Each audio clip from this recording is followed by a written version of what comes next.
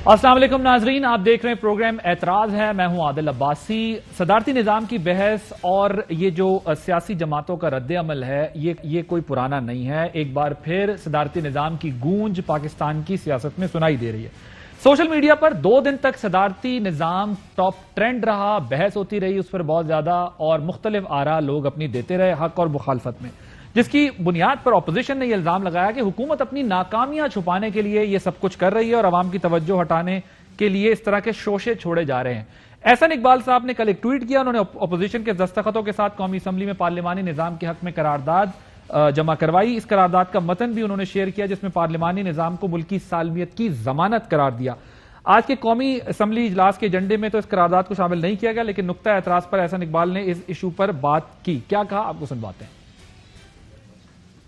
یہ قوم field marshal general محمد ایوب خان کے 10 سال کا حساب کس سے پوچھے؟ صدر صاحب کے 4 سالوں کا 11 سال جو جنرل ضیاء الحق کے مارشل لا کے تھے، جنرل مشرف کے 9 سالوں کا صدارت کا جواب کس سے پوچھے؟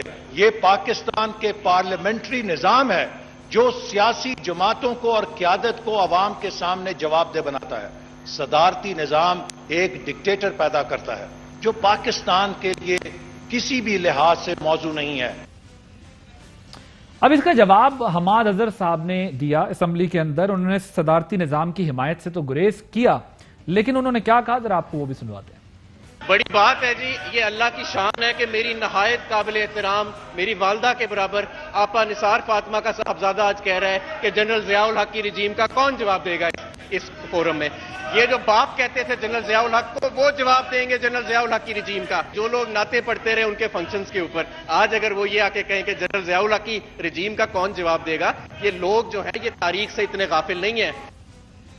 حماد اظہر صاحب کی جانب سے صدارتی نظام کی حمایت تو نہیں کی گئی، اور اس کی بڑی وجہ یہ کہ ماضی قریب میں وزیر اعظم جو ہے وہ اس پر بات کر چکے ہیں، صدارتی نظام کے آپشن کو رد کر چکے ہیں۔ مئی 2019 میں وزیر اعظم عمران خان نے اس حوالے سے کیا کہا آپ کو بتاتے ہیں۔ میں خود بھی وہاں پر موجود تھا اور یہ سوال ان کے سامنے رکھا گیا، تو ان کا کیا کہنا تھا؟ مجھے یہ نہیں سمجھ آ رہی کہ یہ پریزیڈینشل سسٹم کدھر سے آ رہا ہے۔ اس کے لیے پہلے تو سارا پارلیمنٹ کو تیار ہونا پڑے گا، اس میں جو بھی کرنا پڑے گا۔ ہمارے سے یہ نہیں آیا، مجھے نہیں پتا کہ کون یہ ساری جگہ آپ کہہ رہے جی پریزیڈینشل فارم آف گورنمنٹ آ رہی ہے، ہمیں نہیں پتا کدھر سے آ رہی ہے۔ اب اس سیاسی تقسیم سے ہٹ کر اب ذرا فگرز کے اوپر ہم بات کر لیں تو اس ملک میں کئی لوگ ہیں جو میرٹ پر سمجھتے ہیں کہ صدارتی نظام ملک کی ترقی کا ضامن ہو سکتا ہے۔ 2019 میں وزیر اعظم عمران خان کے سابق معاون تھے فاروق سلیم صاحب، معاون خصوصی، انہوں نے ایک ٹویٹ کیا جس میں صدارتی اور پارلیمانی نظام میں پاکستان کی معیشت کا موازنہ کیا۔ جو ٹویٹ تھی اس میں ان کا کہنا تھا کہ ادارہ شماریات کا ڈیٹا استعمال کر کے انہوں نے بتایا کہ صدارتی نظام کے تحت پاکستان کی GDP گروتھ پارلیمانی نظام کے مقابلے میں زیادہ تھی، یعنی وہ اس دور کی بات کریں جس وقت یہاں پر صدارتی نظام تھرو ڈکٹیٹرشپ رہا۔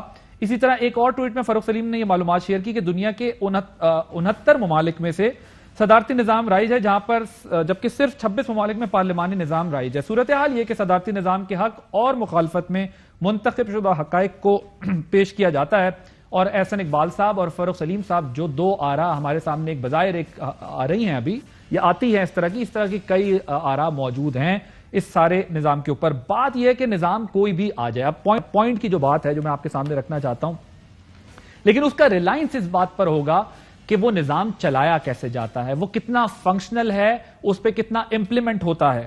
صدارتی ہو یا پارلیمانی، دونوں ایوان ہو یا ایک اختیار صدر کے پاس ہو یا وزیر اعظم کے پاس ہو، حکمرانی اسی پاور ایلیٹ کے ارد گرد رہے گی جو ہمارے ملک میں 70 سال سے موجود ہے۔ 75 سال سے عوام پر یہی نظام مسلط ہے، یہی لوگ مسلط ہیں، اور یہ اس لیے میں لفظ استعمال کر رہا ہوں کیونکہ اگر آپ بات کریں سیاستدانوں سے تو وہ سارا ملبہ بیوروکریسی پہ ڈالتے ہیں، بیوروکریسی پہ ڈالیں تو وہ کہتے ہیں آپ کے پولیٹیشین انکمپیٹنٹ ہیں۔ تو اگر نظام صدارتی بھی آ جاتا ہے تو کیا لوگ تبدیل ہو جائیں گے؟ غلطی کہاں ہے، ہمارے سیاستدانوں میں، ہماری پولیٹیکل ایلیٹ میں، یا پھر بیوروکریسی کے اینڈ پہ جہاں پر امپلیمنٹیشن ہونا ہے وہاں پر نہیں ہو پا رہا؟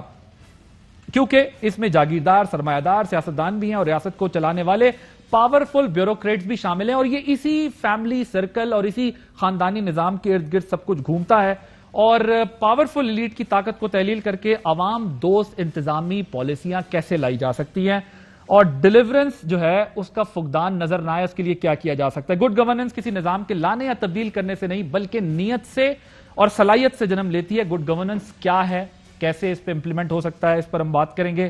ایک جامع پالیسی کی روشنی میں مؤثر نظام کے تحت جو قابل احتساب ہو اور عوام کی دہلیز پر یہ انصاف یعنی ڈیلیوری کا نام جو ہے وہ گڈ گورننس جو ہے وہ دہلیز پر پہنچائی جا سکے۔ کیا موجودہ پارلیمانی نظام اس میں رکاوٹ ہے؟ میرا ذاتی خیال ہے کہ یہ نظام اس میں رکاوٹ نہیں ہے۔ بات یہ ہے کہ جو کام کرنے کے ہیں وہ ہم کرتے نہیں ہیں، اور جو کام نہیں کرنے کے جو مسائل پیدا کرتے ہیں وہ ہم کرتے رہتے ہیں، وہ ہم کرتے ہیں پیس میل انجینئرنگ کے ذریعے، ہم حل ڈھونڈتے ہیں۔ اگلے 100 سال بھی اگر ہم اس نظام کو اسی طرح چلاتے رہیں تو کیا کوئی نتیجہ نکال سکیں گے؟ میرا خیال ہے نہیں نکال سکیں گے۔ لیکن آج کے پروگرام میں ہم اس پہ بات کریں گے۔ کیا یہ ہے کہ تعصبات اور گروہی جو اختلافات ہیں ان کو بالا تر رکھ کر اگر ہم آگے بڑھیں تو اسی نظام کو کیسے بہتر کر سکتے ہیں، اس نظام کو ہم آگے کیسے بڑھا سکتے ہیں اور کسی نتیجے پہ پہنچ سکتے ہیں، اسی پر ہم نے بات کرنی ہے۔ اپنے مہمانوں کو آپ سے تعارف کرا دوں۔ ہمارے ساتھ اسٹوڈیوز میں موجود ہیں سینیٹر شبلی فراز صاحب، وفاقی وزیر برائے سائنس اینڈ ٹیکنالوجی ہیں۔ Sir thank you very much for joining us.